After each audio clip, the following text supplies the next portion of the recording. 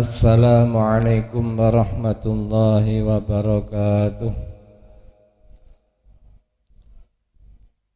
Biridwa'illahi ta'ala syafa'ati Rasulillah sallallahu alaihi wasallam وعلى آله وأصحابه وأزواجه وأولاده وذرياته وأهل بيته بشيء لهم الفاتحة.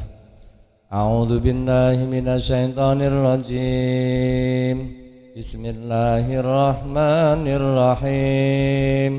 الحمد لله رب العالمين الرحمن الرحيم مالك يوم الدين إياك نعبد وإياك نستعين اهدنا الصراط المستقيم صراط الذين أنعمت عليهم غير المغضوب عليهم ولا الضالين.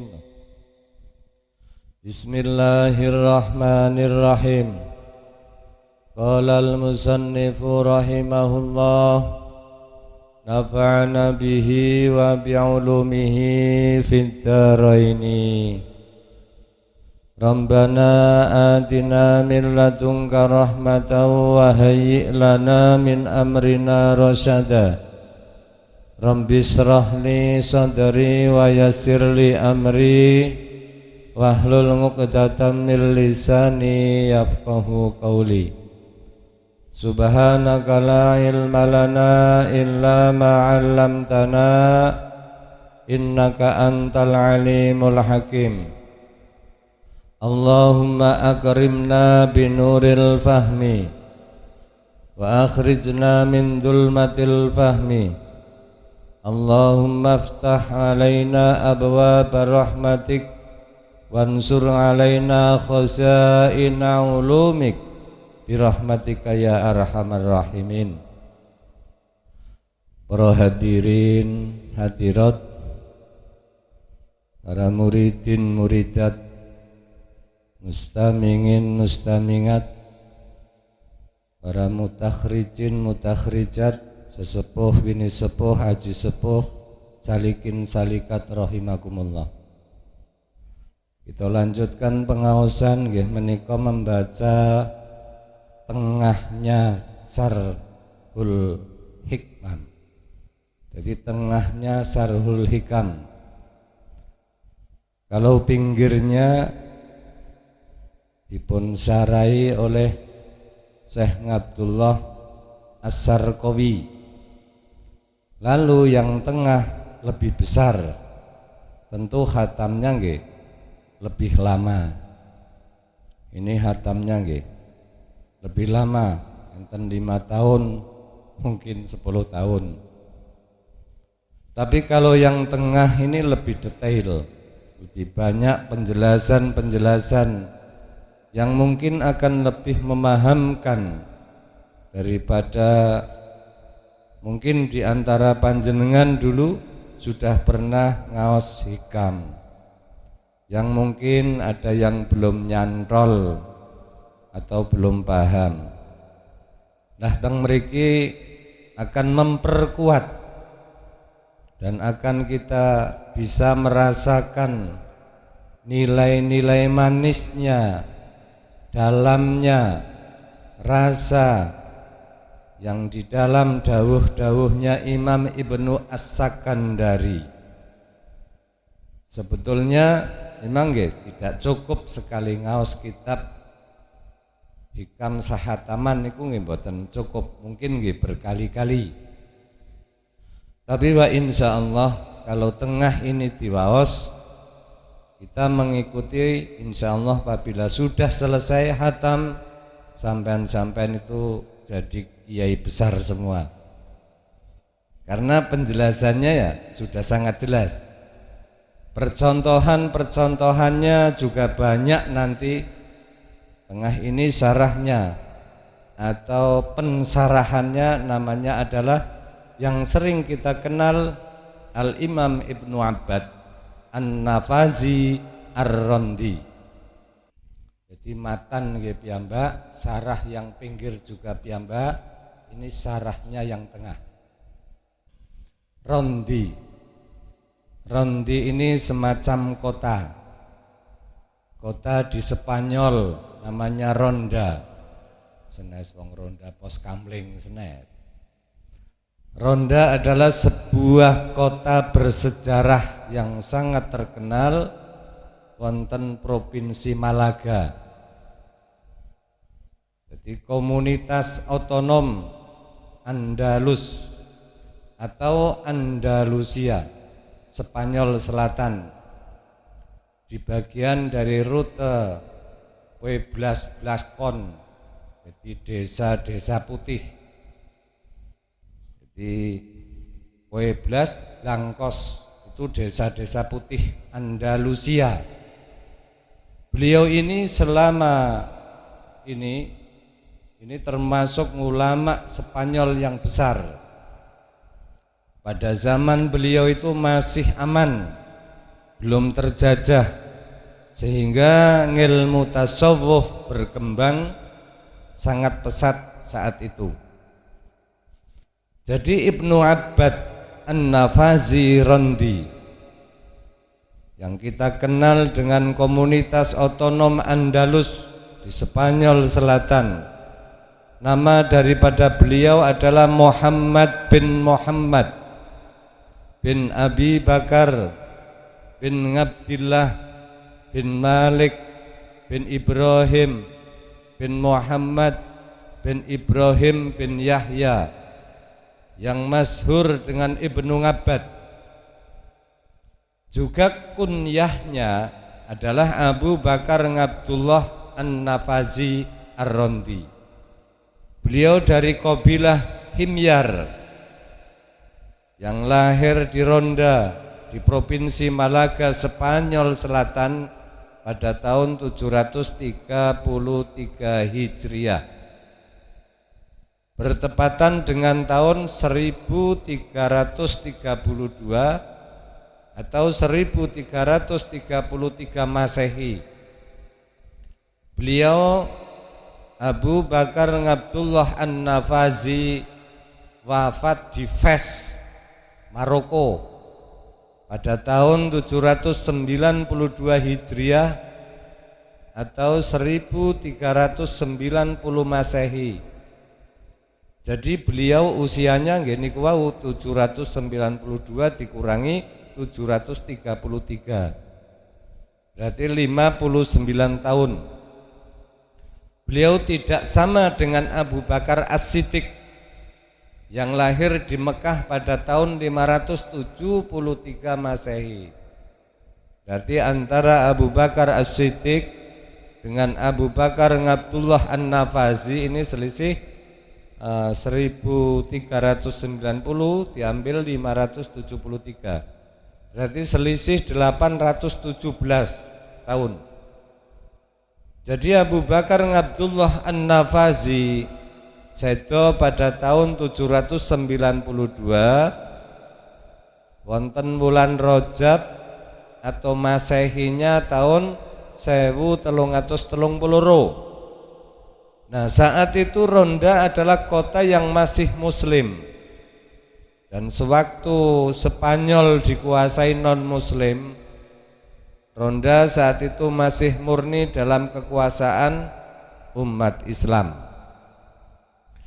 Beliau dikenal dengan tawaduknya, yang mana tawaduk ini merupakan model dasar atau keutamaan, dan beliau juga pemalu, sehingga pernah pada suatu ketika wonten santrinya itu minta didoakan, Kiai barokahnya doa Kiai. Begitu piyambake mendengar ada permintaan doa dari santri, langsung wajahnya memerah, malu, sangat malu sekali. Ya mungkin di hadapan Allah dia merasa tidak pantas untuk berdoa. Jadi tawaduknya ini yang menjadi dasar, modal dasar beliau menjadi pemuka pemimpin di Spanyol dalam bidang ilmu tasawuf, juga bidang-bidang ilmu yang lain. Terus mazhab beliau adalah mazhab Maliki, sama dengan Imam Ibnu As-Sakandari, pengarang Al-Hikam. Nah, ini Maliki juga mazhab fikihnya itu madhab Maliki. Tapi tasawufnya itu diikuti oleh semua kalangan, semua mengikuti. Itulah Imam As-Sakandari. Yang mana asal mula Ibnu Imam As-Sakandari pun sebenarnya ini penentang tasawuf. Pertama-tama beliau itu penentang yang keras. Pernah suatu ketika terjadi diskusi dengan Imam Abul Abbas Al-Mursi yang menjadi gurunya setelah itu. Kalau beliau juga alamah, apalagi memang mbahnya itu juga penentang tasawuf. Tapi panjenengan ampun salah sangka dulu. Jangan salah kira atau suudzon. Menentang mungkin pada kelompok-kelompok yang memang menyalahgunakan tasawuf. Jadi kelompok-kelompok yang mungkin tidak pada track yang benar di dalam mengamalkannya. Termasuk waktu itu di Iskandariyah. Iskandariyah niku teng daerah Mesir, bagian provinsi. Itu ulama-ulama yang masyhur yang terkenal sekali yaitu Syekh Abul Abbas Al-Mursi. Lalu terjadilah perdebatan. Tapi setelah debat pertama masih saja ingkar. Lalu di rumah piyambake niku mikir, jangan-jangan ingkar saya ini hanya karena ketergesaan. Saya ini belum bertabayun. Datang tokoh tersebut yang begitu terkenal, seorang sufi besar di Iskandar. Beliau juga kelahiran Iskandariyah, maka disebut Imam As-Sakandari. Ada yang baca Imam As-Sakandari, ini yang umum. Ada yang mengatakan, ada yang membaca Iskandaroni, ada yang baca Iskandari.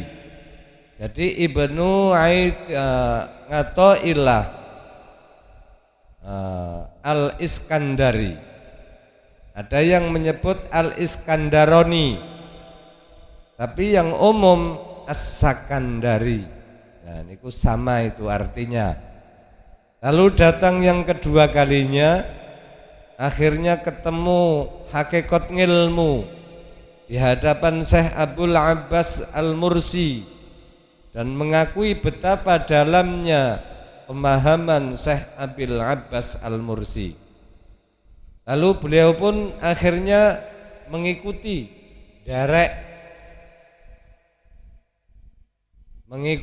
Syekh Abul Abbas Al-Mursi lan derek ngaos. Padahal beliau sudah tokoh ulama besar. Akhirnya ngaji sampai sedone Syekh Abul Abbas Al-Mursi. Syekh Abul Abbas Mursi ini murid daripada Syekh Abil Hasan As-Sadili, juga mursid dari Thariqah Sadiliyah. Beliaulah yang pernah mengatakan, lau hujiba anni Rasulullah sallallahu alaihi wasallam la'angattatu nafsi kufron. Andaikan aku tidak ingat Rasulullah sallallahu alaihi wasallam sedetik saja, andaikan aku lupa tidak ingat sedetik saja, maka sudah saya anggap diriku kafir. Tidak ingat Rasulullah sedetik saja sudah menganggap dirinya itu kafir. Itu datang Rasulullah. Kalau kita kan lupanya tidak hanya sedetik ya, tapi jam-jam, berjam-jam, mungkin berminggu-minggu lah. Ya, kalingan Nabi jarang, kalingan duit sih ya. Artinya nggih berjam-jam kita ini lupa. Padahal piyambake niku lupa sedetik saja, dia itu sudah mengatakan pada dirinya itu kafir. Tapi beliau itu lupa, beliau menganggap dirinya beliau itu kafir. Apalagi sampai tidak ingat datang Allah Subhanahu wa taala. Karena belum tahu kalau Rasulullah itu wasilah. Wasilatul kubra. Sehingga dia menjadi mukmin, menjadi orang yang benar. Itu kan Rasulullah. Tidak boleh dilupakan. Orang biasanya wasilah itu setelah hasil maksudnya, tujuannya itu kecapai bare klalen. Sama dengan ondo ngerti ora Kang? Orang mau naik ke atap rumah kan pakai ondo itu rondo lah, ondo atau tangga ngono lho. Setelah nyampe ke atap enggak butuh tangga lagi. Tangganya itu dibuang karena tujuannya memang naik dan sampai ke atap. Tapi wasilah adalah merupakan sebuah jasa yang luar biasa sehingga memperkenalkan kita dengan sampai datang Allah Subhanahu wa taala. Dan Rasulullah sallallahu alaihi wasallam walau katakan sudah meninggal di dunia tetap menjadi wasilah dan sampai di akhirat nanti menjadi wasilah. Makanya kalau setelah adzan kan kita donga al wasilatal fadilah. Jadi beliau Rasulullah sallallahu alaihi wasallam tetap wasilah dan nantinya diberikan mandat untuk memberi syafaat di hari-hari penentuan. Orang ini, kelompok ini, siapapun, misalnya min ahlil jannah ataupun min ahlul nar, maka disitulah semua mengharapkan syafaat dari Kanjeng Nabi Muhammad sallallahu alaihi wasallam. Jadi beliau lupa 1 detik saja, beliau itu menganggap dirinya ini sudah kafir. Itulah Syekh Abil Abbas Al-Mursi. Lalu beliau mengaji terus. Ibnu As-Sakandari ini terus menjadi santri daripada Syekh Abil Abbas Al-Mursi. Sampai wafatnya Syekh Abil Abbas Al-Mursi. Dan akhirnya Ibnu As-Sakandari terkenal dengan kata-kata hikmahnya dan banyak ulama-ulama kagum.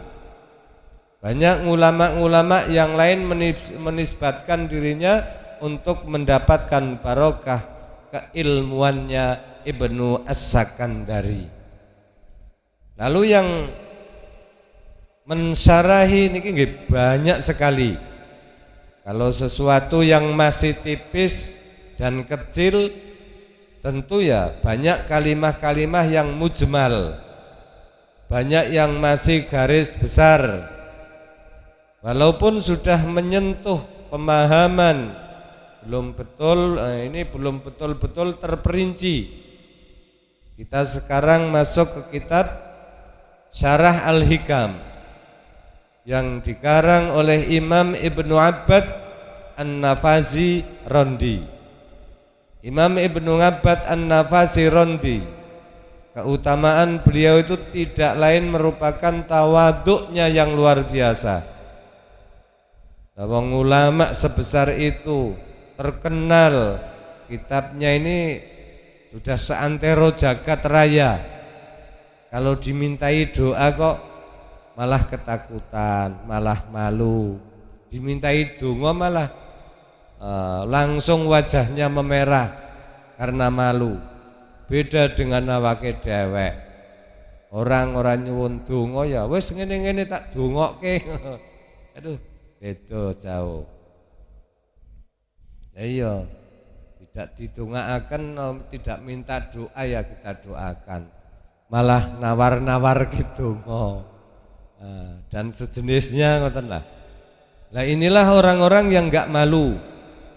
Nah itulah sebuah konsep baik dari Imam Ghazali Syekh Abdul Qadir Al-Jilani, konsep terbesar beliau nggih menika tawadhu. Sampai-sampai beliau mengatakan, kalau sampean ketemu seseorang, maka jangan sampai kalian menganggap bahwa orang yang baru ketemu itu lebih rendah daripada sampean. Anggaplah dia punya kelebihan yang sampean ini tidak tahu.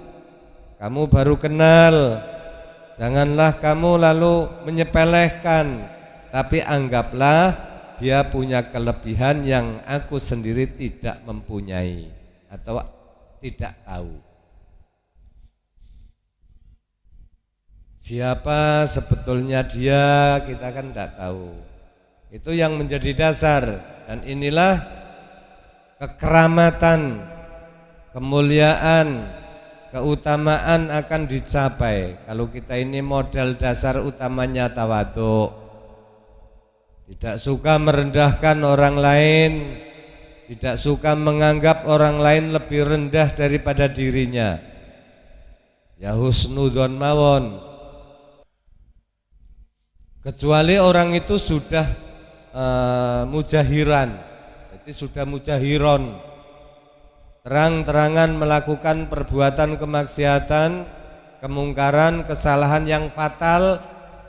yang fatal dan total, baru kita memvonis atau mensifati orang ini. Ini modal kemuliaan di dunia ini. Imam Ibnu As-Sakandari sudah jelas nggih niku wau kula terangaken. Kita sudah mengenal Imam Ibnu Abbad An-Nafazi Ar-Randi. Ini aslinya sama dengan pengarang Alfiyah. Imam Malik itu kan dari Spanyol. Iku saking Spanyol niku Imam Malik. Jadi Asbaniyah itu Spanyol. Jadi Imam Malik itu dari Asbaniyah. Asbaniyah niku mlebet teng wilayah Spanyol. Sami kali As-Sakandari, Ibnu Abbas Al-Mursi. Jadi Asbaniyah itu Spanyol. Kalau kita menemukan misalnya pengarang kitab-kitab yang dari kata Asbaniyah, berarti niku saking Spanyol. Imam Ibnu Abbad An-Nafazi Ar-Randi ini adalah ulama Asbaniyah, yakni Spanyol, pada kurun 8 Hijriah, yaitu pada abad ke-14 Masehi, 1332 sampai 1389. Sekarang kan sudah 2026. Kalau 2022 itu abad 24, abad 21 atau 22, 24. Kita baca sebelumnya, kita kirim Fatihah dulu. Datang beliau Imam Ibnu Abbad An-Nafazi Ar-Randi. Kita kirim suratul Fatihah agar ilmu yang dimiliki dan keutamaan yang dimiliki betul-betul bisa kita jemput, bisa kita resapi, dan akhirnya kita mendapatkan cipratan-cipratan daripada ilmu beliau ini. Wa biridwaillahi ta'ala wa syafaati Rasulillah sallallahu alaihi wasallam wa ala alihi wa ashabihi wa azwajihi wa auladihi wa dzurriyyatihi wa ahli baitihi wa ila Syekh Ibnu Athaillah As-Sakandari sahibu hadzal kitab hikam thumma sareh al-Imam Muhammad bin Ibrahim bin Abu Bakar bin Abdullah bin Malik bin Ibrahim bin Muhammad bin Ibrahim bin Yahya As-Sahir bin Abbad An-Nafazi Ar-Randi, nafa'ana bihi wa bi ulumihi fid dharain. Al-Fatihah. A'udzu billahi minasyaitonir rajim. Bismillahirrahmanirrahim. Alhamdulillahi rabbil alamin, arrahmanir rahim, maliki yaumiddin. Iyyaka na'budu wa iyyaka nasta'in ihdinas siratal mustaqim siratal ladzina an'amta 'alaihim ghairil maghdubi 'alaihim waladdallin. Niki malam ini tasih mukadimah. Terus ngenjang yang akan datang baru isi-isinya. Bismillahirrahmanirrahim. Qala al-Abdul Fakir. Qala al-Abdul Fakir ilallahi ta'ala al-mu'tanid fi ghufrani dzunubih ngalallah. Muhammad bin Ibrahim bin Abdullah bin Ibrahim bin Aibad An-Nafasi Ar-Randi. Nah, kata-kata summan nasi. Jadi summan nasi, teng mriku teng kitab niku mboten nonton summan nasi mboten nonton. Dan niki kata-kata summan nasi kitab kula nonton. Teng mriku mboten nonton di kitab panjenengan dereng mboten nonton. Saya punya takriran. Beliau setelah dari Spanyol kemungkinan berpindah ke Maroko, Tengfes sana. Tapi di kitab-kitab ini, kitab-kitab kita ini hanya beliau di Spanyol saja. Al-Fasi. Ini boleh buat catatan. Qala dawuh sapa al-ngabdu kawula, al-fakir kang banget butuhe ilallahi ta'ala maring Gusti Allah ta'ala. Al-mu'tamidi kang tetanggenan, cecekelan, tetanggenan iku cecekelan. Fi ghufrani dzunubihi ing dalem dan ngapurani pira-pira dosane al-fakir. Fi ghufrani dzunubihi ing dalem dan ngapurani pira-pira dosane al-ngabdul fakir. Mu'tamid ngalallahi ngatasé Gusti Allah tetanggenan ngalallahi ngatasé Allah rupane Muhammad bin Ibrahim Yai Muhammad bin Ibrahim bin Abdillahi kang putrane Syekh Abdullah bin Ibrahim kang putrane Syekh Ibrahim bin Ngabat An-Nafazi kang dadi putra lanange Syekh Ngabat An-Nafazi Ar-Randi. Nah teng mriku wonten latofa. Nek summan nasi boten nonton teng mriku. Mulane nggih mandan penting nahwu sorof mandan penting.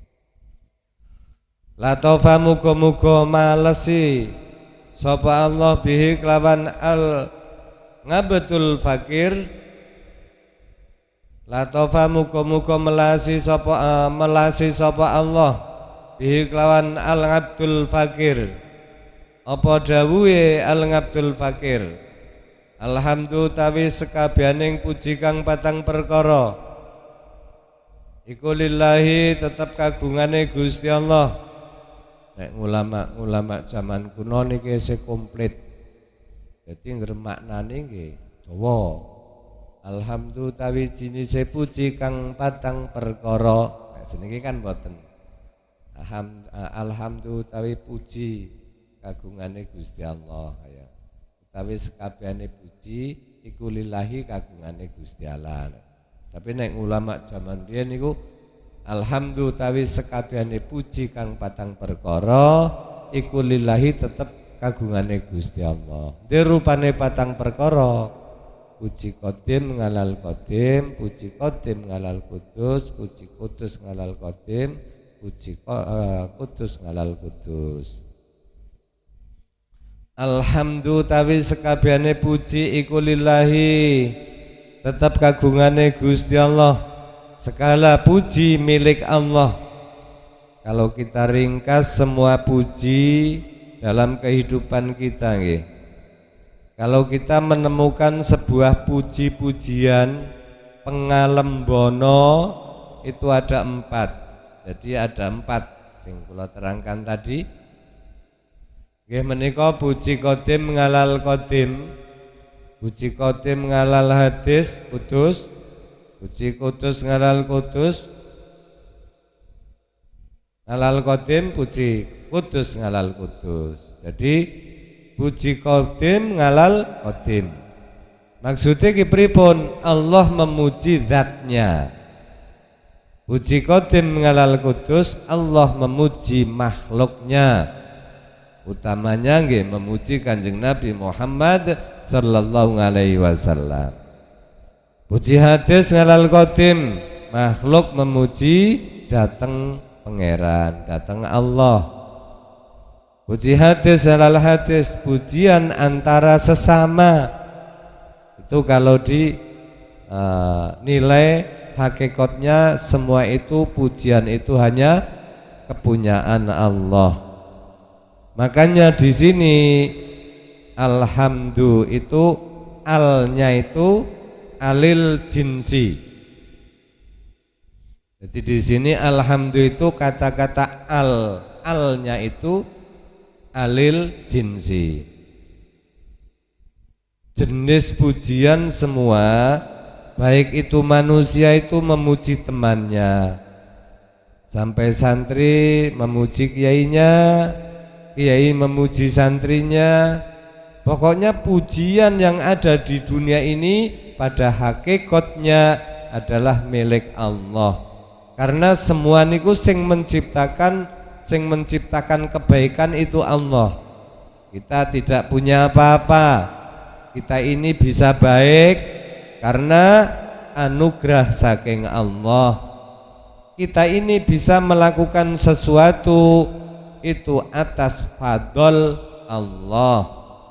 Kalau kita memuji manusia, memuji teman, baik itu punya prestasi atau bagaimana ngoten, itu hakikatnya tetap memuji Allah, karena prestasi, karena kebaikan itu sendiri adalah Allah yang memberi, Allah yang menganugerahi. Kita niku mboten gadah napa-napa. Makanya la haula wala quwata illa billahil aliyyil azim.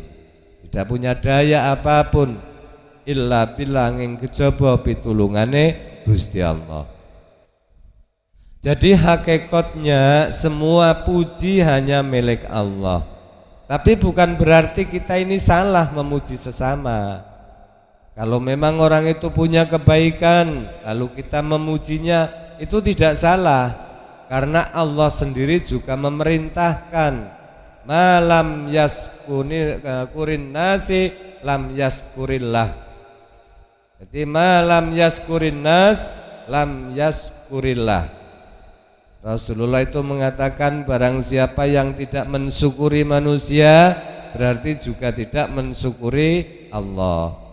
Bahkan banyak riwayat-riwayat, bahkan Allah memuji Rasulullah sallallahu alaihi wasallam dengan firman-Nya sih, wa inna ala khuluqin ngadim.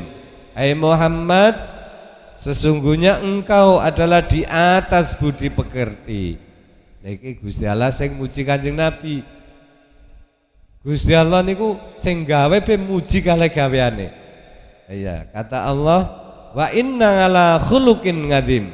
Hai Muhammad, sesungguhnya engkau adalah di atas budi pekerti. Di atasnya, bukan di dalam budi pekerti. Nah itu kata-katanya wa inna ala khuluqin ngadim.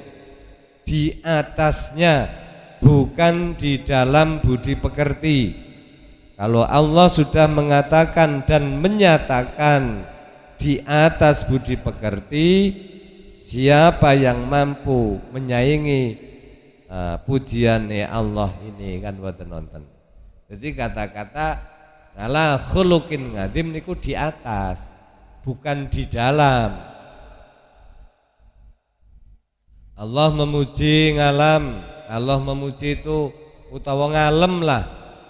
pada Rasulnya, pada hakikatnya, pada Kanjeng Nabi Muhammad sallallahu alaihi wasallam. Artinya kita muji datang Rasulullah sallallahu alaihi wasallam setinggi langit, sebesar apapun belum nyampai pada hakikat Nabi. Dan alhamdulillah pujian-pujian kita setinggi langit itu tidak sampai kita menganggap Rasulullah itu punya sifat-sifat ketuhanan nggih boten.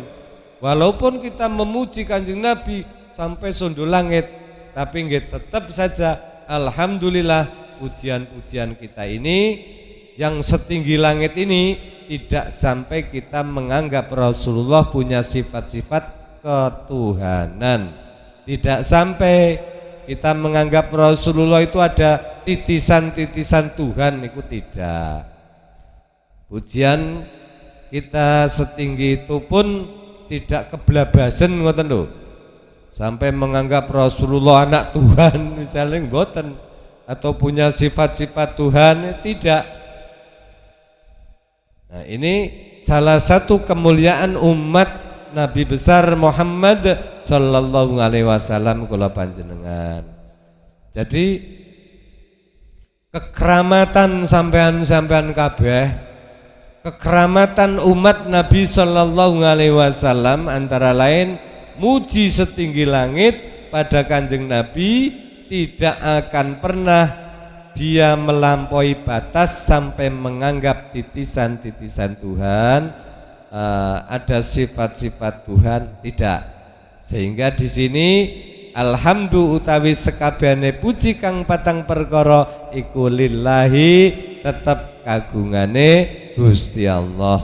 Puji qadim ngalal qadim, hadis ngalal qadim, puji qadim ngalal hadis, puji hadis ngalal hadis. Panjenengan ini tidak punya apa-apa. Hakikatnya kula panjenengan sedaya ini tidak punya kebaikan apa-apa yang pantas dipuji. Wong semua itu adalah anugerah saking Allah. Tapi Allah mensarengatkan sebagian untuk agar tatanan di dunia ini berjalan. Jadi Gusti Allah itu mensarengatkan. Jadi mensarengatkan agar sebagian tatanan di dunia ini berjalan tentrem, baik, dinamis dan terukur. Maka ada perintah, kalau orang punya kebaikan ya sampean puji, kalau orang punya prestasi ya monggo sampean puji. Nah, itu tatanan-tatanan dalam kehidupan wonten donya ini niki. Dan Allah sudah memberi contoh juga yang mana beliau al-mu'tamid ghufrani bihi, selalu dia sangat percaya diri dosa-dosanya akan diampuni oleh Allah. Percaya pada siapa? Ngalallah, datang Allah, tidak pada lainnya. Yaitu beliau pengarang kitab ini Muhammad bin Ibrahim bin Abdullah bin Ibrahim bin Abbad Al-Nafasi Ar-Randi Thummal Fasi.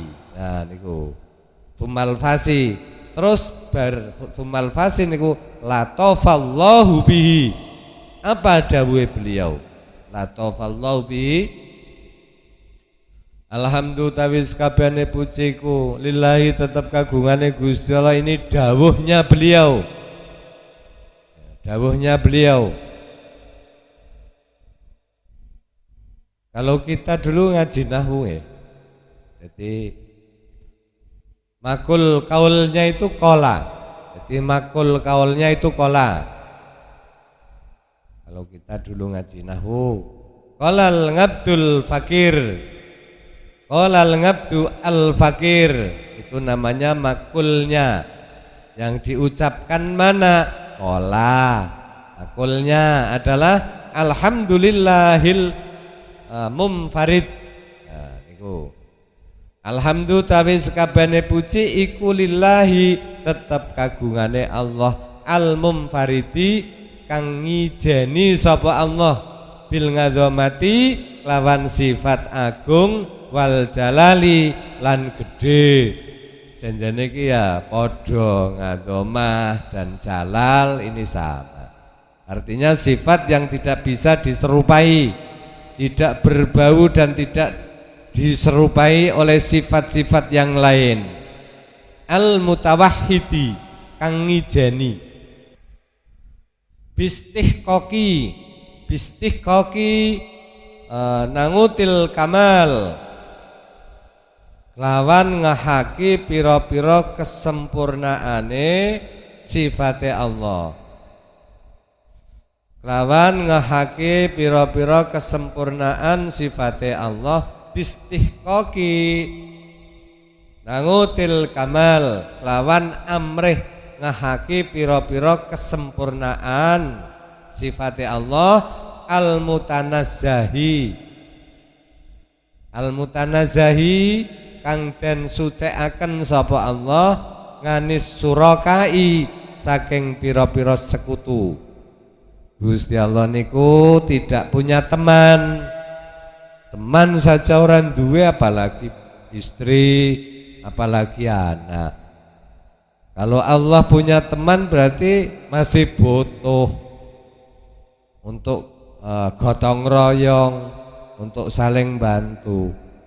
Kalau Allah punya istri ya berarti Allah butuh mungkin untuk mempertahankan populasinya dan keturunannya, loh.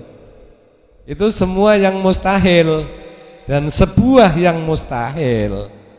Biar keturunan istri itu milik kita, milik manusia maksudnya, bukan milik Allah. Karena Allah sifatnya berbeda dengan kita. Nganis surakai saking pira-pira sekutu, wan nadharah lan pira-pira tonde. Wan nadharah lan pira-pira tonde. Tonde itu apa, Kang? Tonde itu kembaran, yang ngembari ngono lho. Nazir, yang ngembari nazir. Wal amsal lan pira-pira pepadane yang menyamai. Allah suci dari semuanya. Allah suci daripada suraka. Nadhara amsal. Al muqaddasi kang den sucikaken. Ngan simatil hudusi. Ngan simatil hudus saking pira-pira sifat. Sifate sifat anyar. Ngan simatil hudus saking pira-pira tetengere sifat anyar. Tanda-tandane tanda-tanda sifat baru. Allah itu suci. Sifat baru itu misalnya berubah. Ya, sifat baru nek berubah kan awake dhewek sing payah, sing lelah. Tadi diam sekarang ngomong, tadi ngomong sekarang diam. Punya anak, punya istri, beol ya kencing. Sifat-sifat yang berubah, dan itu semua menjadi sifatnya makhluk. Allah itu suci dari semuanya. Minat taghayyuri sangka berubah, wal imtiqali lan pindah. Berubah lan pindah. Berubah itu dari merah menuju ke putih. Pindah itu dari satu tempat ke tempat yang lain. Nek Gusti Allah itu suci. Tidak ngaten. Wal ittisali lan sambung, ketemu. Jadi Allah tidak persifatan dengan sifat-sifat sambungan, tidak. Wal infisali lan pisah. Ngalimil ghaibi lan dat kang ngudaneni perkara ghaib. Ngalimil ghaibi lan dat kang ngudaneni zat kang maha tahu terhadap hal yang ghaib. Ghaib itu bisa karena jauh atau dekat tapi tidak tampak, atau ghaib memang sudah dimusnahkan tapi ada. Jadi Allah Maha tahu pada hal yang wajib, yang mustahil dan yang jaiz. Allah niku Maha tahu. Semua, tidak ada yang lepas. Wasahadati lan nyekseni perkara kang nyata. Al-kabiri dat kang maha agung. Al-mutangal kang maha luhur, kang banget luhure. Itulah sifat-sifatnya Gusti Allah yang sudah disifati oleh beliau. Imam Ibnu Ngabbad, wassalatu tawi tambahi rahmat takzim. Ini tambahnya. Nek ora kita tambahi kata tambahi, nanti ada orang yang ngiskali. Jadi ini digatekna. Wassalatu tawi tambahi rahmat takzim. Misalnya nanti ada orang yang ngiskali. Nek ora ono kata tambahi, nanti ada orang sing ngeyelan, ada orang yang akan mempertanyakan apa Rasulullah itu kurang rahmat. Kok kita doakan kan kayak niku. Iya. Tidak, Rasulullah itu aslur rahmat kok. Aslur rahmat nek Rasulullah, yang kita doakan tambahnya. Orang yang sempurna tidak apa-apa didoakan tambah. Orang yang sudah sempurna nikmatnya ditambahi, tidak menolak. Jadi yang kita doakan itu tambahnya rahmat takzim Allah. Wassalatu lan tambahi kesejahteraan ngala sayyidina ing atase Gusti kita rupane Muhammadin Kanjeng Nabi Muhammad sallallahu alaihi wasallam al-hadi wong kang nuduhaken minad dolali saking sasare akidah, sasare kepahaman, termasuk kesirikan dan kekufuran. Tentu menunjukkan dari kesesatan pikir atau kesesatan akidah, kesesatan keyakinan menuju tempat atau petunjuk, menuju penerangan, menuju penjelasan atau pencerahan. Itulah Rasulullah disifati hadi. Itu Rasulullah selalu menunjukkan, tidak pernah nolak untuk memberi petunjuk. Apalagi orang yang bertanya, tidak tanya pun Rasulullah menunjukkan. Apalagi orang itu takon, tidak pernah Rasulullah menolak daripada memberi petunjuk. Oleh karena itu orang yang selalu memberi petunjuk itu syaratnya harus dekat dengan umat. Syaratnya harus dekat objeknya. Kalau dia jauh, ya kapan dia bisa memberi petunjuk? Jadi serawungane ya dengan siapapun, tidak pela-peleh. Kadang capondokan, beli mondok, oleh jekong ya milih sing sarungan. Ojo, harus pela-peleh. Kalau sampean memilih, otomatis kan sampean merendahkan yang lain. Bukwe anting-antingan, bukwe apa? Kita ndak tahu, jangan pela-pele. Kadang jadi kiai ya kemelintir, jegong jejare kiai, jegong jejare kae maulana sing katonan ora gelem. Oh, ngger sampean adoh karo wong fakir miskin ora slamet sampean. Ora slamet. Sing hebat-hebat niku fakir miskin. Jajal sing mobile apik-apik, apana sing parkir nang ngarep masjid jamangah. Mboten nonton, sarunge ngepir. Mulane aja tuh jangan jauh-jauh sampean karo fakir miskin. Ngger paduan sampean langka slamete. Nek longko Cilacap blas mboten nonton. Tapi nek longko mriki ono tapi sedidik ngoten lho. Pernah suatu ketika Kanjeng Nabi niku ketekanan wong padha sowan sing terakhir niku sarunge ngepir, nek cara siki tetron lah. Jadi tangane niku salaman kali Kanjeng Nabi, marut kapale kandel. Ya mungkin tukang ngarit kae. Marut sih apa tukang ngecor bangunan, apa tukang macul. Nah, Kanjeng Nabi niku begitu tangan salaman karo sing tangane kapalan niku astone wong niku dijunjung, dituduhaken nang sahabat. Hei sohib, tangan sing kaya ngene iki sing haram mlebu neraka. Berarti Gusti Allah Kanjeng Nabi itu sangat dekat dengan fakir miskin. Mulane sampean iki aja ado-ado. Tamu mobil apik oleh sungkem nemen. Aduh, rampung kowe. Aja, justru kae sing sarunge ngepir-ngepir. Mobil apik anu klaksone munine kredit ngono wis go.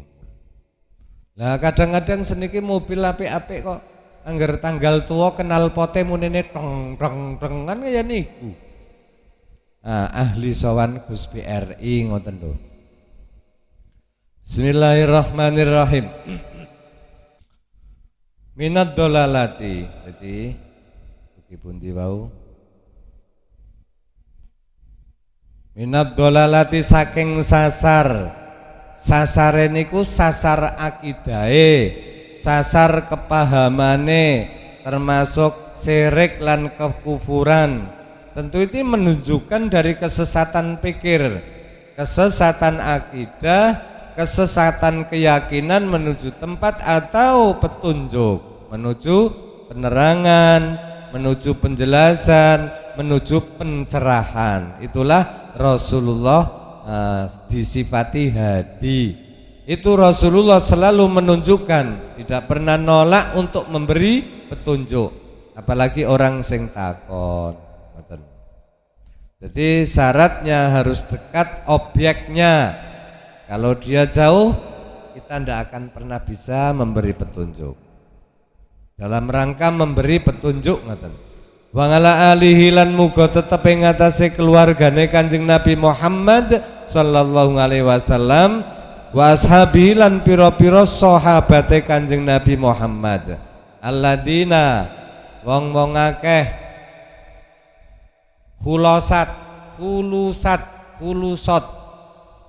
Kulusot kang murni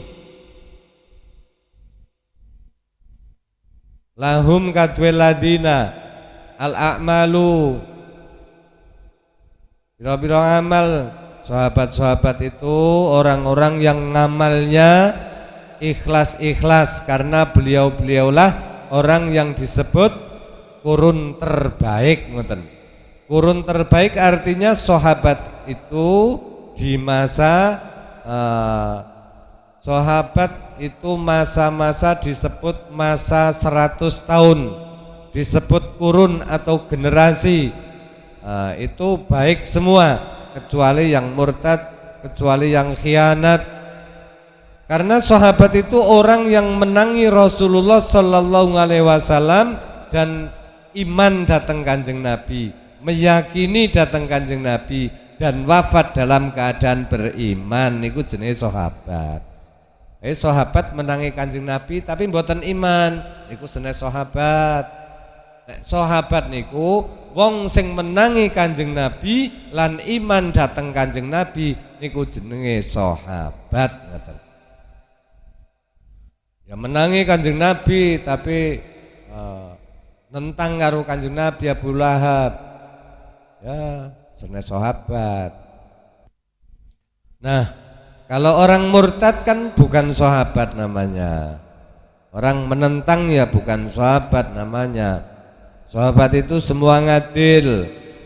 Tanda orang akan mendapatkan kebaikan dari Allah kalau dia cinta datang para sahabat, hatinya cinta dengan para sahabat, tidak ada kebencian.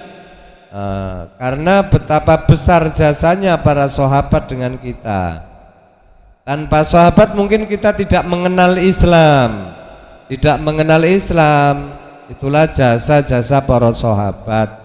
Membawa Islam keluar dari Jazirah Arab sampai ke Desa Blekatuk sampai Indonesia. Bahkan di Sumatera Utara, di sana pernah ada kota yang pernah hilang.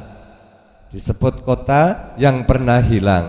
Jadi kota tua di Sumatera Utara ini, di mana pada zaman itu Nah misalnya maning niku nggih, di zaman pada zaman Firngon dulu, kalau muminya itu mayat-mayat kan zaman Firngon ini, setiap raja Mesir kuno itu namanya Firngon. Jadi ada Firngon 1, Firngon 2, Firngon 3, itu namanya Firngon. Jadi ada Firngon 1, Firngon 2. Kayak teng Indonesia ngono lho. Angger raja Yogyakarta niku jenenge sinten? Hamengkubuwana. Ada Hamengkubuwana 1, Hamengkubuwana 2. Nek Surakarta kan Pakubuwana ngoten lho. Jadi Mesir niku rajana niku jenenge Firngon. Jabatan itu Firngon 1, Firngon 2, Firngon 3. Jadi ora pas kayak sampean, bukan jenenge sing Firngon. Pangkate jenenge Firngon ngoten lho. Tapi sing paling mecicil kowe Firngon zaman Nabi Musa. Sing paling mecicil niku. Nah niku jadi kadang-kadang kita Firngon sing tidak sing paling gembeleng, paling mecicil itu Firngon zaman Nabi Musa. Nah rumangsane Firngon niku gede banget dhuwur, boten. Firngon itu hanya sekian, kecil. Cilik niku asline Firngon. Firngon sing Nabi Musa. Niku cilik, hanya berapa inci ngoten lho. Itu teng tafsir wonten. Tapi tidak ditentukan berapa panjangnya, yang ditentukan disebutakan sifat-sifatnya. Dan niku. Jadi nek mumi zaman Firngon ini setiap raja Mesir kuno itu namanya Firngon. Jadi ada Firngon 1, Firngon 2. Kan nonton teng YouTube napa teng Google niku gambar raine Firngon sing lagi turu. Niku senes niku. Firngon itu mati di Laut Merah, tenggelam. Jadi posisinya bungkuk sambil matanya natap ke atas. Dia itu syahadat, cuman ditolak. Senes sing Firngon sing teng gambar niku senes, niku hanya berapa inci. Lah niku jasadnya itu teng pundi niku lho. Cuman mau dikembalikan lagi ke Mesir. Saya mendengar berita mau diambil teng Mesir. Cuman cilik niku. Dan niku. Kadang kayak teng YouTube kan nonton gambare Firngon sing pengos-pengos niku lho.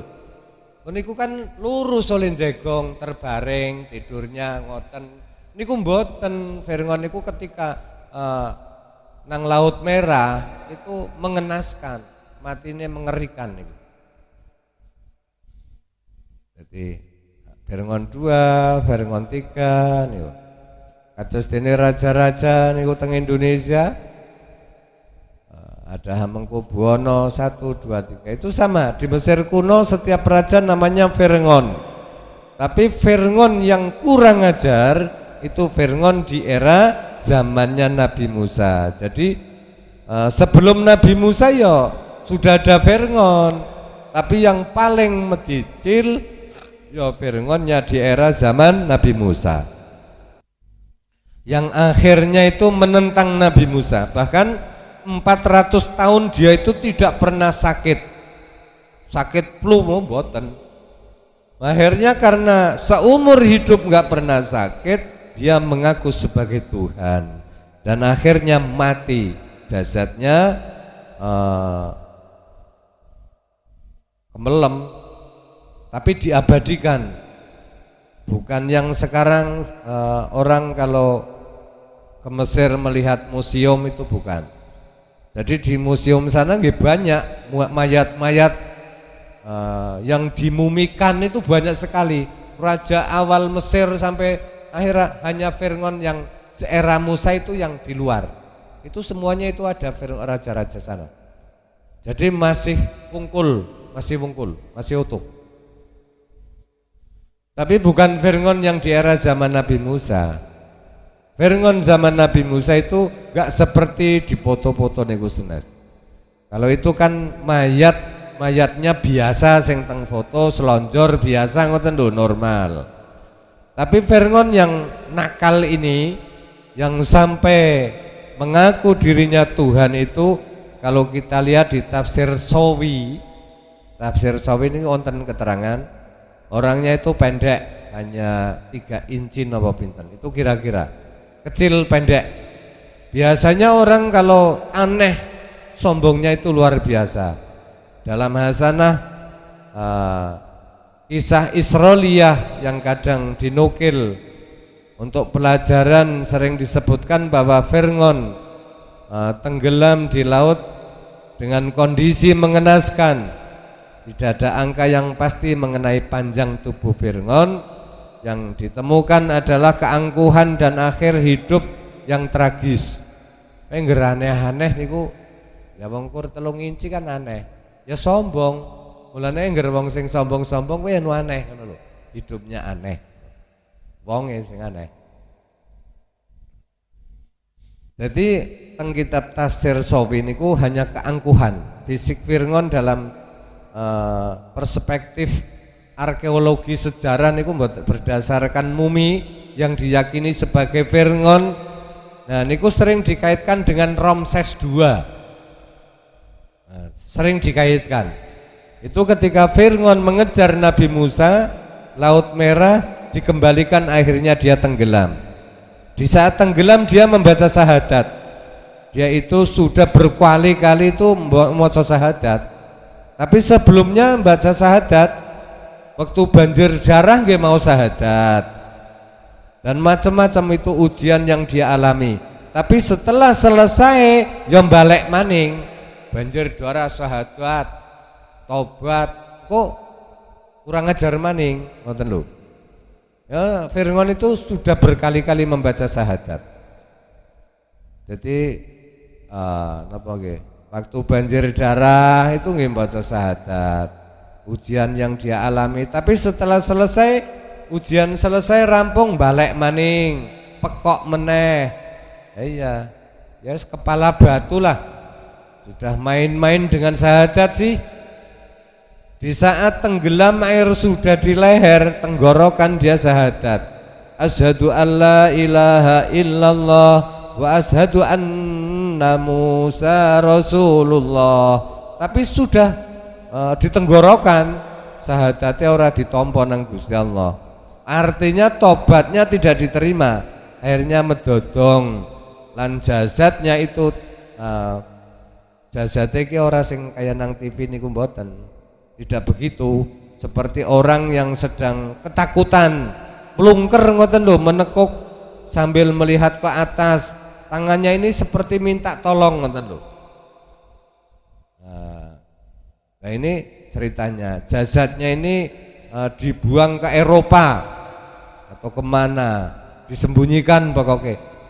Tapi nggih wau kula mirang-mirang mau dikembalikan ke Mesir lagi, jasad yang asli dari Fir'aun. Kita kembali ke kabupaten yang tadi Sumatera Utara niku tadi belum saya terangkan, Tapanuli Tengah. Tapi aku meng deleng nang TV lho. Niku ada kota yang hilang di Sumatera Utara. Kalau sekarang ini Kabupaten Tapanuli Tengah. Diyakini salah satu situs bersejarah. Jadi kota kosmopolitan niku, kuno yang hilang. Jadi pernah menjadi pelabuhan perdagangan penting. Temuan arkeologi menunjukkan tempat ini memiliki peradaban maju. Pada masa kondisi sekarang situs ini menjadi perhatian sejarawan dan arkeologi untuk mengungkapkan kembali peradaban yang pernah hilang. Selain itu wilayah Barus secara umum memang di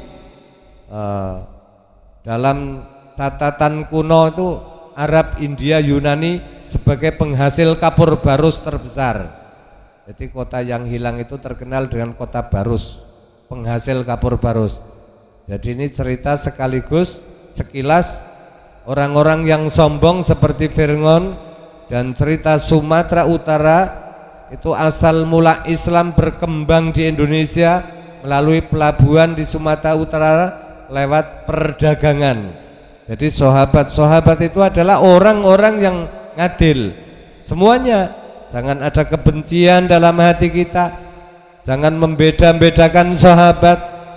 Syekh Abdul Qadir Al-Jailani radhiyallahu an, Sultanul Aulia, pernah ditanya oleh santrinya, Kanjeng Syekh, Yai, kira-kira menurut pendapat panjenengan, sahabat yang pernah kencing di pojoknya masjid waktu ngaji kados niki ini, niku sinten? Tiba-tiba ada sahabat, jadi wong Arab Badui niku,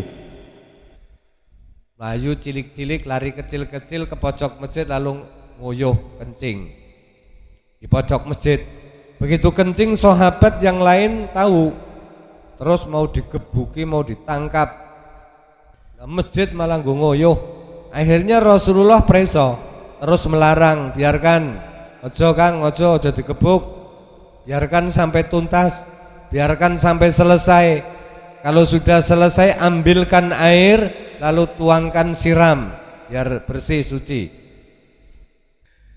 Dan itu otomatis faedahnya. Satu, Rasulullah itu bukan sekedar orang yang menyampaikan hal-hal yang bersikap agama, akan tetapi kesehatan, ilmu duniawi, ilmu apa-apa pun itu Rasulullah tahu. Di situ Rasulullah memberi pelajaran dalam kedokteran. Kita tahu ada semacam kesehatan, pengobatan untuk antisipasi. Jadi sebelum dia sakit ada obatnya, diberi saran. Dan juga ada obat setelah sakit. Jadi lalu ada kampanye dan penjelasan tentang kesehatan, itulah Rasulullah tahu. Misalnya tadi orang ini lagi enak-enak kencing ya, Rasulullah niku ngendika, biarkan ojo Kang, ojo dipentung, ojo diganggu. Kencing itu kan nikmat, jadi ojo digebuk, biarkan sampai selesai. Jajal kencing nikmat apa ora Kang? Nikmat, pasti nikmat. Sampean karena kencingnya sehari 4 kali sih, nikmat berulang-ulang akhirnya ya hilang, nggak terasa. Kalau sampean misalnya 1 hari sekali niku nggih, akibat nguyuh niku nggih, masyaallah nikmatnya luar biasa ya kan? Karena berkali-kali sehingga nikmat itu hilang. Sama dengan makan yang enak berkali-kali ya hambar, sudah hilang nikmatnya.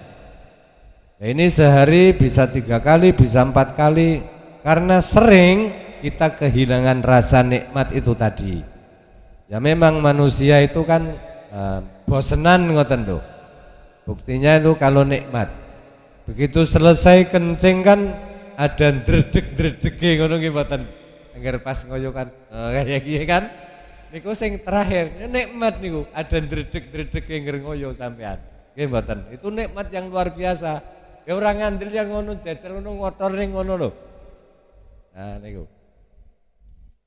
Nah, setelah kencing ada gerakan dredeg itu. Nah, gerakan yang otomatis matic ngoten lho.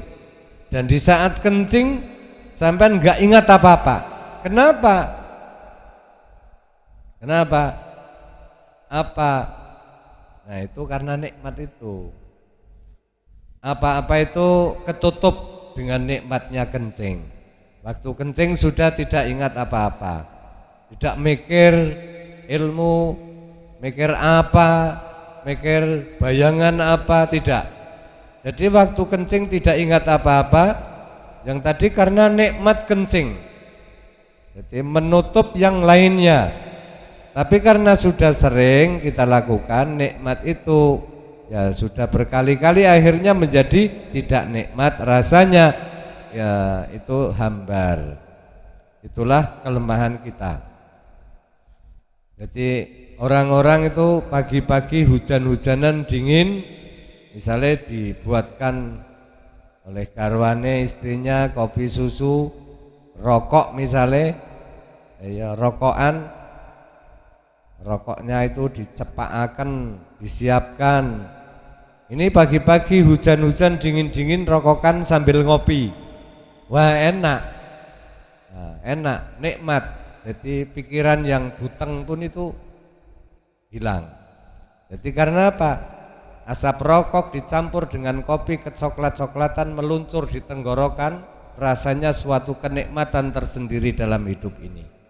Bahkan sampai masalah hutang klaren. Ya bere kalimutan maning. Jadi itu karena apa? Nah inilah istri yang soleha. Jadi pagi cepakan lagi hujan, anak kopi susu, rokok, ngopi enak. Karena apa?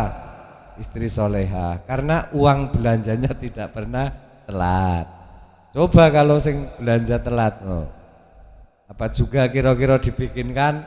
Ya ora paling sandal ya layang. Itu begitu nyeruput kopi, ya alhamdulillah nikmatnya luar biasa. Tapi begitu nyeruput 2 kali sudah agak kurang kadar nikmatnya. 3 kali sudah turun, barang 4 kali sudah hilang nikmatnya. Makan kayak begitu, kencing juga begitu. Waktu kencing kita kan ingat, tidak ingat. Nah, berak juga begitu, saking nikmatnya. Kalau ada orang berak kok ada yang kesulitan itu misalnya ada gangguan ini, makanya sebelum berak masuk ruangan kamar kecil kan mau tunggu-tungguanin apa kan? Allahumma inni a'udzubika minal khubuzi wal khaba'is. Ora bismillahi la yadurru kan. Ini biar tidak diganggu. Akan kita turunkan nikmat-nikmat di situ. Jadi nikmatnya kencing yang sering, akhirnya kita lupa kalau itu nikmat. Buktinya yang lain tidak ingat. Setelah kencing baru ingat yang lain. Itulah kelemahan kita. Seperti tadi, kalau sahabat yang enak-enak kencing merasakan nikmat tadi, tiba-tiba digebuk dari belakang atau paling tidak diberengkolang nganggo watu, tersentak, ya langsung berhenti. Nah, mulanya Kanjeng Nabi melarang, ojo digebuk, biarkan sampai selesai. Ya kayak sampean kalau lagi enak-enak kencing kok dikageti ngono lho. Kejutan itu betul-betul ya nanti akhirnya nggak langsung berhenti le pipis. Nah, berhentinya itu dari kelancaran terus tiba-tiba berhenti, itu bisa mengganggu kesehatan, bisa menjadi penyakit, penyumbatan saluran kencing. Untuk itu Kanjeng Nabi membiarkan, sudahlah jangan, biarkan sampai selesai baru disiram. Ini sekaligus memberikan ajaran datang kita tentang najis dan cara menghilangkannya. Oh, disiram air. Nah, masjid zaman dulu niku mboten kados masjid zaman sekarang, keramikan niku mboten. Dados masjid zaman Nabi niku pasir kali kerikil, jadi nggak disiram meresap. Nang kene disiram ngono ya malah kopret-kapret. Jadi karena masjid zaman riyen begitu disiram airnya meresap ke bawah, itu sudah suci. Jadi Rasulullah memberikan pelajaran tata cara bersuci. Disiram dengan air yang mutlak, bukan air yang mustakmal, bukan air kopi. Air kopi nggih suci, cuman tidak bisa untuk mensucikan. Mboten kena. Jadi tapi kadang bersih mboten suci. Jadi tidak setiap bersih itu bisa mensucikan niku mboten. Selama air itu mutlak, tidak ada koyitnya, dimasukkan gelas ya tetap banyu, masuk ember ya banyu. Panjenengan kalau nyuci ageman, cara mensucikannya itu bukan air yang disiapkan dulu, lalu benda yang mutan najis atau kena najis dimasukkan ember, itu tidak bisa suci. Karena metode seperti itu kados dene siasat perang. Jadi metode Kanjeng Nabi itu kados dene siasat perang, menyerang dengan diserang itu biasanya nggih lebih menang yang menyerang. Kados dene sepak bola nggih. Sepak bola niku kalau diserang terus kan lama-lama kan lempoh, akhirnya gol ngoten lho. Jadi karena serangan yang terus-menerus ia akan membuat pertahanan lemah. Nah, air yang mendatangi itu nyerang namanya. Sehingga jirim-jirim najis, mutanajis bisa hilang. Tapi kalau airnya dulu baru benda mutanajis dimasukkan itu tidak bisa suci. Ini sedikit bahas tentang fikih. Misalnya ngumbahi gombalan nggih. Jadi pun bersih pun disikati. Nah, sampean ngisi teng ember niku diperes niku mboten suci. Kudu diguyur. Diguyur niku berarti kan air yang mendatangi. Air yang mendatangi, Kanjeng Nabi mengatakan perang. Perang berarti itu menyerang. Angger ming lusuk dianu nggih su mboten malah gobrol niku mboten iso suci. Kejaba nek banyu mlaku kados teng kali ngoten. Ya mbok kareping 30 ember nggih tetep najis. Dadi kedah diguyur, dikucur. Dari ibu-ibu kadang niko ngerteng warung-warung niko kan nonton ngumbahi piring kan, nembe mangkoke dinggo ukur sukakan kola ember. Kalau ini mboten suci niku, ming bersih tapi mboten suci. Bekase wong barang anu rabies dikumpul kono. Maksudnya rabi yes ngono lho Mam, lah koyo ora mudengan si rabi yes ngono lho. Nah, dicemplungaken ember. Biasanya nggih wong-wong jualan bisanya nggih langsung diceguraken nang ember, bekas dipakai orang terus diceburaken. Bismillahirrahmanirrahim. Wasoffat lan bersih utawa murni minhum saking ladina apa al ahwal pira-pira tingkae sahabat itu ngadil semua, ora ana sing neko-neko. Kalau sampai sahabat-sahabat mengajarkan sesuatu ajaran yang zaman Rasulullah itu tidak pernah. Zaman Rasulullah itu tidak pernah. Itu artinya semua itu dari Rasulullah. Karena sahabat itu di zaman enggak ada neko-neko. Dijamin niku sahabat niku mboten neko-neko. Tidak akan mengarang-arang atau merekayasa sesuatu. Wangala jaming iman, wangala jaming iman. Lan ing atase muga-muga tetep ing atase sekabehane wong mukmin, mukminin, tolibin, tolibat. Ittabinga kang manut sapa manhum ing ladin, bima ing dalem ngilmu, ing dalem ngamal, bima ing dalem perkara. Iku lahum kadwe ladina, mimma hamidis sifati. Saking pira-pira sifat, saking terpujine pira-pira sifat, wa mahasinil khilal lan baguse pira-pira tingkah. Di ucapan dawuh-dawuh sahabat, dawuh ini akan ditiru oleh orang-orang selanjutnya dari tabi'in dan seterusnya. Itu juga didoakan kalau panjenengan mengikuti nggih, juga masuk di dalam doanya. Para musannaf Imam Ibnu Abbad ini amma ba'du anapun sawise basmalah hamdalah mongko temen sedune ingsun fa inna mongko temen sedune ingsun Imam Ibnu Abbad ini masih khutbah, masih mukadimah, belum isi daripada Sarah Hikam, ini belum masuk pada inti, tapi ini penting biar sampean tahu karakter-karakter yang terjadi, apa yang akan kita jumpai, bagian-bagian bab atau suguhan-suguhan pensarah kitab ini untuk kita renungkan, kita dapatkan, akhirnya kita amalkan, bisa kita tangkap, kita petik dari mukadimah ini. Amma ba'du sawise basmalah hamdalah, bismillahirrahmanirrahim, alhamdulillah Rabbil ngalamin. Fa inna mongko temen sedune ingsun lamma ra'aina sak mangsane ningali ingsun kitab al-hikami ing kitab al-hikam amal mansub kang den nisbataken ila syekhi ila syekh saking syekh.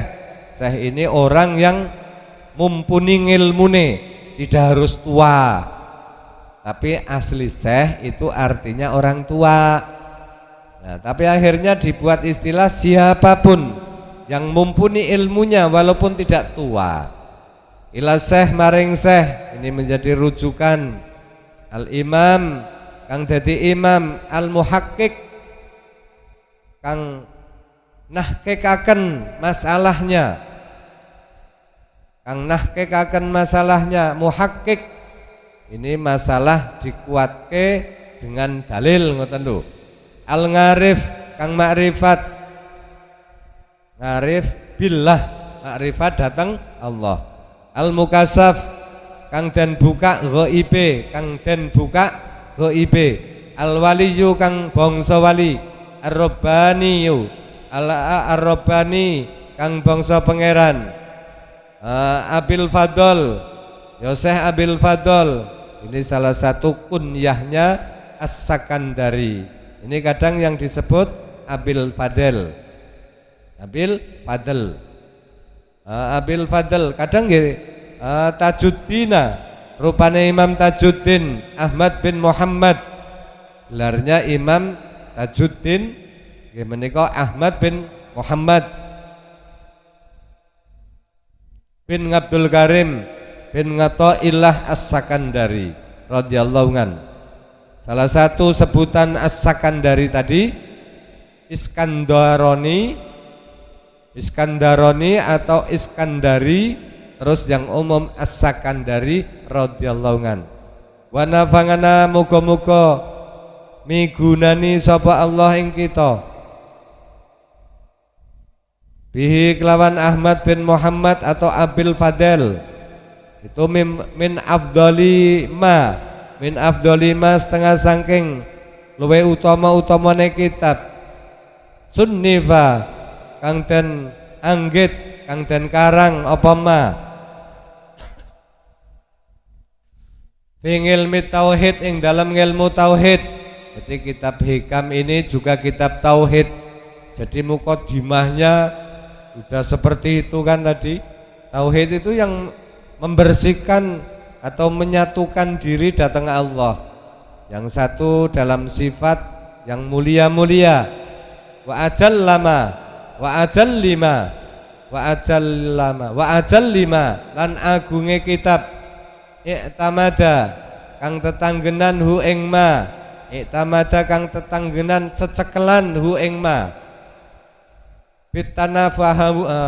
bitafahumi lawan mahami wat tahafudi lan kang ngreksa sapa kullu salikin saben-saben wong kang ngambah dalane Allah, wusul datang Allah, wa muridin lan wong kang ngarepaken parek datang Allah. Nah, ini salik murid. Murid ini pegangannya juga hikam. Yang ajal luma, kitab-kitab yang menjadi pegangan yang terbesar teragung untuk para muridin salikin agar wusul datang Allah nggih menika kitab Al-Hikam. Likaunihi, jadi nganggo Al-Hikam juga. Iku saghirul jirmi, cilik bentuke. Hikam itu hanya berapa sih? Cilik, petone hanya kira-kira hikmah pinten? 262 bab atau 262 hikmah sampai 264 hikmah. Itu kan selain munajat, ini tergolong kecil nggih. Likaunihi saghiral jirmi ngadimil ilmi.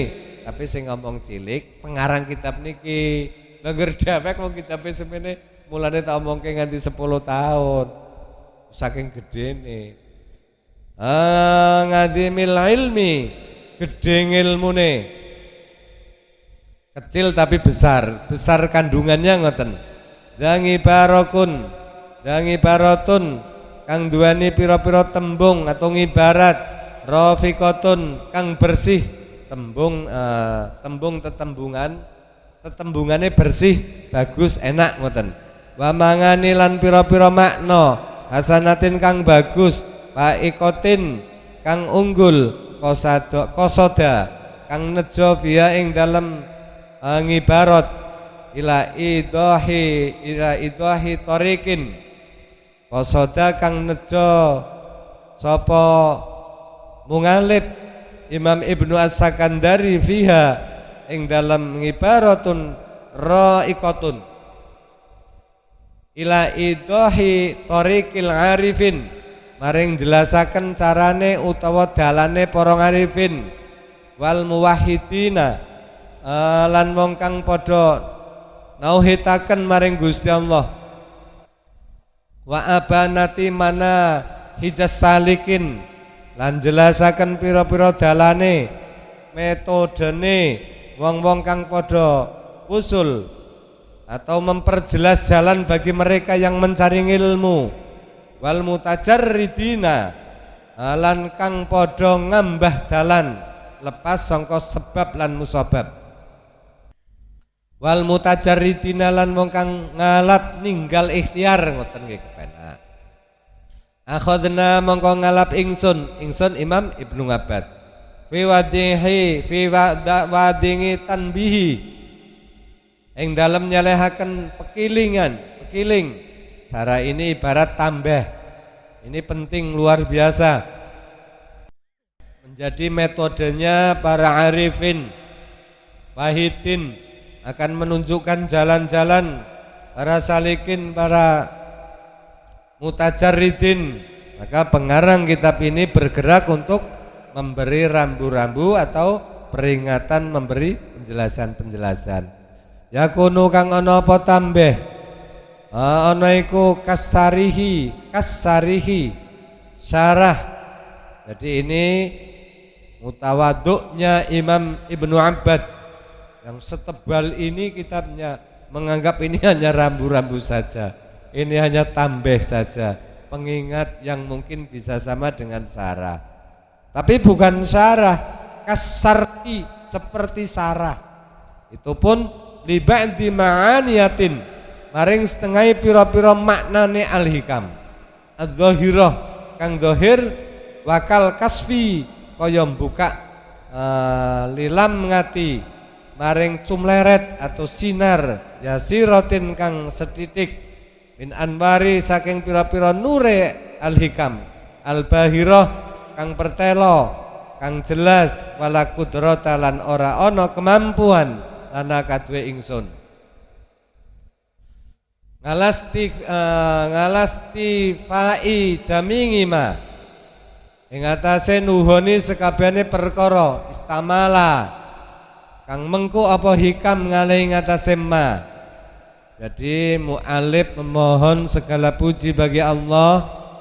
Adapun setelah kami melihat hukum ini yang dinisbatkan kepada imam atau peneliti ngarif ahli kasaf wali Rabbani Abdul Fadl Tajuddin Ahmad bin Muhammad bin Abdullah Karim bin Ghathaillah As-Sakandari, dia memohon semoga Allah meridhoi dan memberi manfaat datang kita sedaya melalui kitab hikam ini. Ini termasuk yang terbaik dalam ilmu tauhid dan yang paling agung yang dijadikan sandaran untuk memahami dan untuk diamalkan. Nah, ini bertujuan menjelaskan jalan para ngarif dan ahli tauhid serta menerangkan metode para salik dan orang-orang yang mengkosongkan diri dari selain Allah. Ini masih mukadimah kitab hikam ini, dan mengenai isi kitab hikam pengausan yang akan datang sudah mulai ngambah isinya. Para sedaya ingkang minulya, iradatu kat tajrid manga iqamatillah ya kafil asbab minas sahwatil khafiyah wa iradatukal asbab manga iqamatillah iya kafit tajridil khita'u itatu nganil himmatil aliyah, keinginan untuk tajrid fokus ibadah tanpa berusaha bekerja, padahal Allah masih menempatkan engkau pada golongan orang-orang yang sabab atau berusaha bekerja untuk mendapatkan kebutuhan sehari-hari. Maka keinginanmu itu termasuk syahwat nafsu, hawa nafsu yang samar atau halus. Sebaliknya, keinginanmu untuk berusaha sabab, padahal Allah menempatkan dirimu dari golongan yang tajrid tanpa sebab, maka keinginanmu yang demikian berarti menurun dari semangat dan cita-cita tinggi. Anak-anakku sekalian, diam yang menguatkan. Hidup mengajarkan bahwa tidak semua hal perlu dijelaskan datang orang lain. Ada perjuangan yang cukup kita jalani sendiri. Ada lelah yang hanya kita dan Allah yang tahu.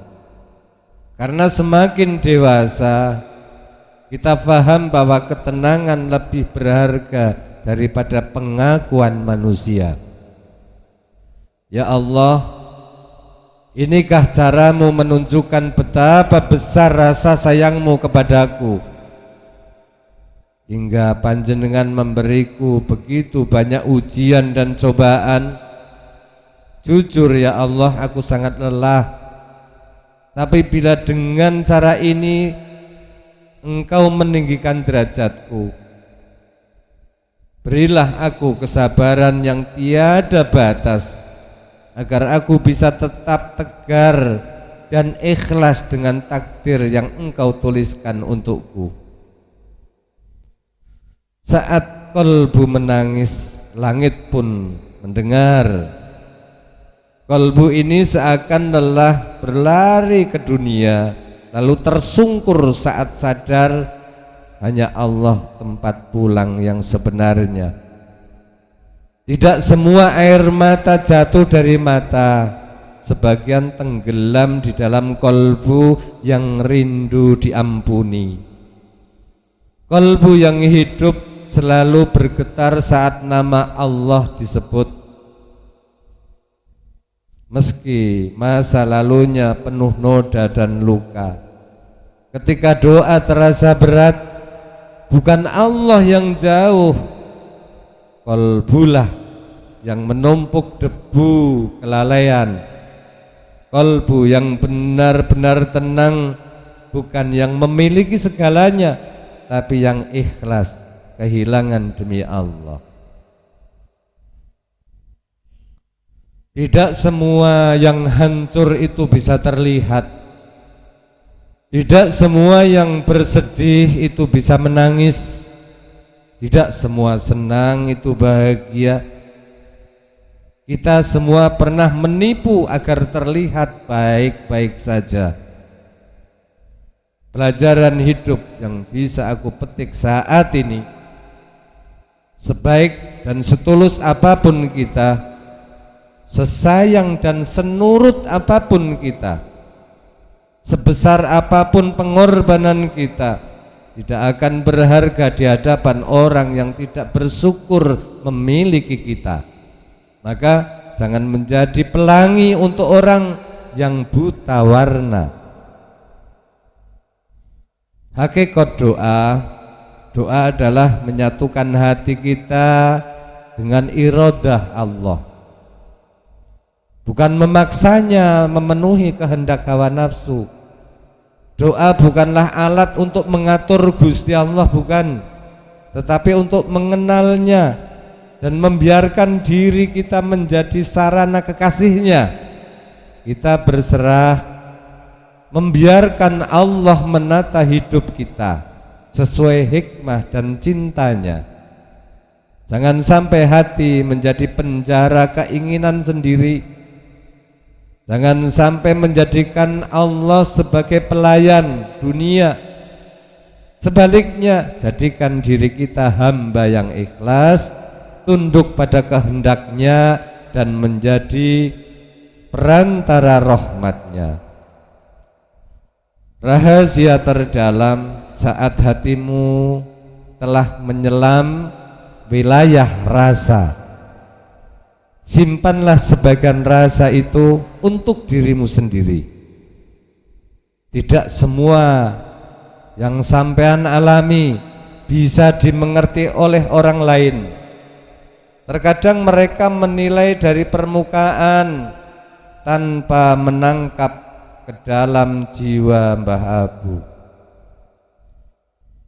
Wilayah hati tidak bisa dibohongi karena sirmu, rahasia terdalam selalu hadir. Menyaksikan setiap getar rasa, jagalah hati, rawat kesadaranmu, dan biarkan cahaya batin menuntun langkahmu. Jangan reaktif. Orang ngomongin kita di belakang karena memang kita ini di depan. Orang ngomong kita diam-diam berarti kita punya wibawa. Dia tidak berani ngomong langsung. Orang bergunjing tentang kita berarti memang kita ini penting di hati dan pikiran dia. Orang memfitnah kita berarti dia gagal menemukan kejelekan kita. Sing penak yo nganggo ngilmu tanah, didek meneng, tapi nilai dan harganya tanah kowe kan larang terus, naik terus, bahkan yang menginjak pelan-pelan masuk ke dalam tanah. Semua orang mempunyai cita-cita tinggi menurut ukuran masing-masing. Orang akan berpikir sepenuh tenaga untuk mewujudkan cinta dan impiannya itu, walau terkadang harus melalui proses nyidak boto disit. Tetapi apakah seluruh cita dan segudang keinginan manusia bisa terwujud? Kadang untuk menopang kebutuhan harus kerja jauh, naik motor sejauh 15 km, hingga kesehatannya itu terabaikan. Pagi berangkat, tak peduli montore sampai protol, tak peduli hingga harus segunen. Apakah semua itu belum cukup untuk membuatmu berpikir? Adakah orang yang keinginan selama hidup hingga matinya dapat terpenuhi 100%? Ataukah sesungguhnya hanya sebagian kecil saja?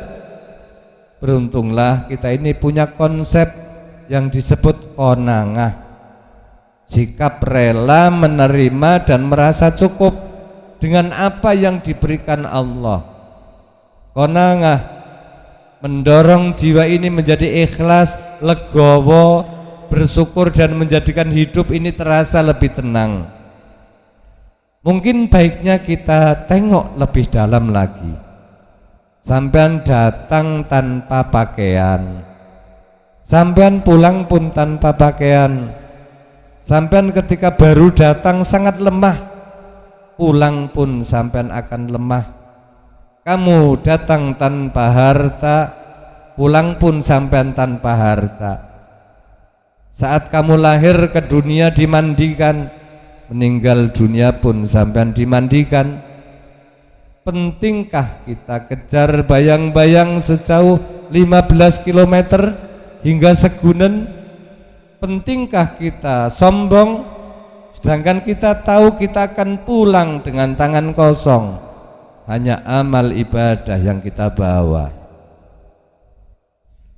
Batinku terasa lelah ya Allah, emosiku hancur tanpa arah, mentalku jatuh dalam gelap yang panjang.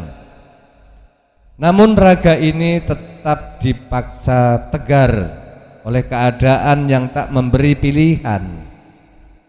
Dan senyum palsu yang harus terus kupakai agar dunia percaya aku baik-baik saja. Sampean pernah mendengar istilah internalisasi? Dalam ilmu sosiologi, itulah proses penanaman dan atau tertanamnya ide-ide pikiran, norma dan segala informasi yang datang dari luar ke dalam diri seseorang, yang akhirnya mempengaruhi sikap, bahkan menjadi kesadaran dirinya. Segala berita yang dibaca atau didengar dilahap begitu saja, sehingga membentuk pikiran dan keyakinannya. Itulah kebanyakan kita hari ini, lebih banyak terpengaruh daripada mempengaruhi, lebih sering terbentuk daripada membentuk. Disitulah pentingnya ilmu. Selain informasi itu sendiri, ilmu akan menjadikan petunjuk arah yang efektif. Dengan ilmu nanti kamu akan paham tentang skenario Allah yang paling indah. Di saat kamu tidak berniat mencari sesuatu, tetapi Allah justru hadirkan satu anugerah. Di saat kamu tidak pernah terpikirkan untuk mengejar sesuatu, tetapi malah Allah berikan kemudahan untuk kemudian kamu dapatkan. Nah itulah. Mugi-mugi manfaat. Assalamualaikum warahmatullahi wabarakatuh.